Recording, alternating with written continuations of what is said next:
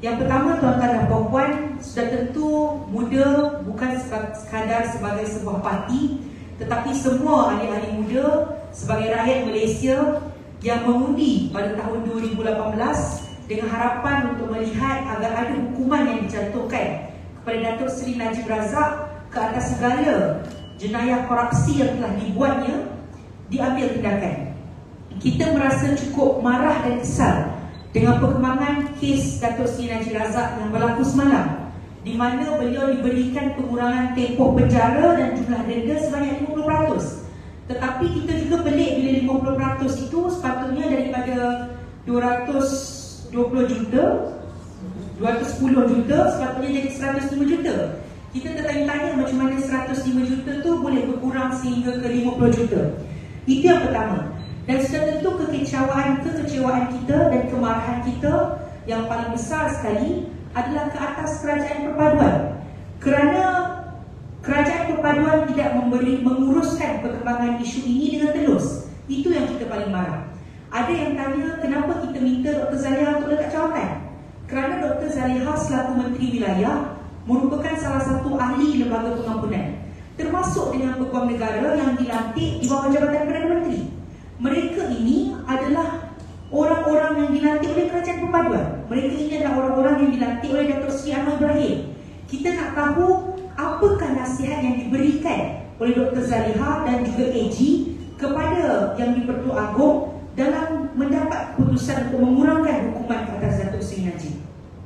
Saya juga rasa penting untuk saya beri respon kepada beberapa kenyataan dan juga tindakan beberapa orang pemimpin-pemimpin di peringkat Kerajaan Madani. Pertama, respon kepada Dr. Zaliha Mustafa, Menteri Wilayah Persekutuan, yang menyatakan bahawa muda tidak matang. Dr. Zaliha menyebut muda tidak matang apabila kita minta beliau dipecat. Saya rasa ini adalah satu respon yang paling selalu kita dapat oleh ahli-ahli politik yang lebih berusia apabila mereka tidak mahu menjawab ataupun mungkin mereka tidak tahu apa nak jawab. Bila kita persoalkan sesuatu, cara paling mudah untuk mereka jawab adalah muda tidak matang. Saya nak tanya beberapa persoalan. Siapa yang sebenarnya tidak matang dalam menguruskan isu korupsi terbesar dalam negara kita? Bukan muda yang merupakan anggota jemaah menteri yang berada dalam lembaga pengampunan. Bukan muda yang senang-senang melupakan segala perkara yang telah dilakukan oleh Datuk Seri Najib Razak dalam isu korupsi terbesar dalam negara kita. Bukan muda juga yang ada peranan dalam kerajaan perpaduan yang telah memberi potongan diskaun kepada Datuk Seri Najib.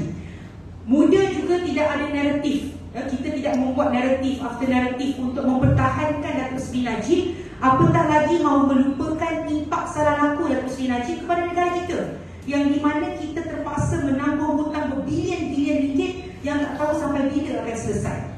Dan bukan muda juga kumpulan yang melengah-lengahkan penjelasan kepada rakyat tentang kenapa pengurangan hukuman ini diberi. Jadi persoalan saya kembali kepada Dr. Zaliha, kalau kita nak bercerita tentang isu kematangan menguruskan soal rasuah dan korupsi dalam negara kita, siapa yang sebenarnya tidak matang? Itu respon pertama saya kepada Dr. Zaliha. Kedua, saya nak beri respon kepada Menteri Komunikasi Fahmi Fadzil yang menyatakan bahawa pengampunan Najib hormat keputusan lembaga pengampunan dan jangan terlanjur komen. Saya amat kecewa dengan kenyataan menteri yang datang daripada sebuah parti yang sentiasa memperjuangkan kebebasan untuk rakyat bersuara. Sekiranya rakyat kecewa dengan apa yang berlaku, rakyat berhak untuk mempersoalkan kepada kerajaan kenapa Datuk Seri Najib Razak diberikan pengurangan hukuman yang cukup besar.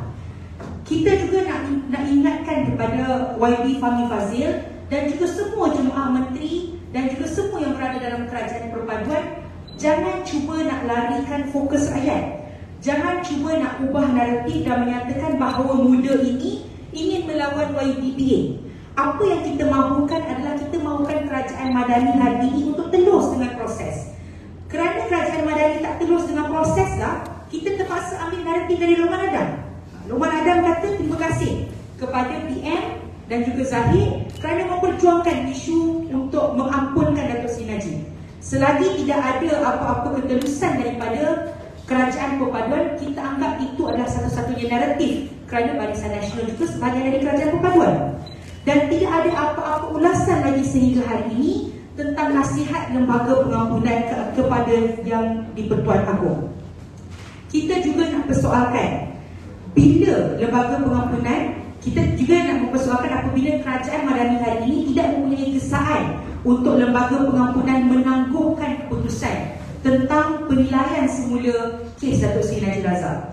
Jadi kita nak minta kepada Wali Fahmi Fadzil dan semua menteri-menteri, bila rakyat soal tentang isu ini, tak kisahlah siapa pun, rakyat biasa ke ahli politik ke NGO ke, tak kira siapa, makcik yang ada di kampung ataupun anak muda yang ada di bandar, sekiranya mereka nak mempersoalkan isu ini, jangan suruh rakyat berdiam diri. Kamu kena hormat suara rakyat dan jawab soalan rakyat. Itu yang kamu patut buat selaku Menteri Komunikasi yang mengendalikan komunikasi Kerajaan Perpaduan.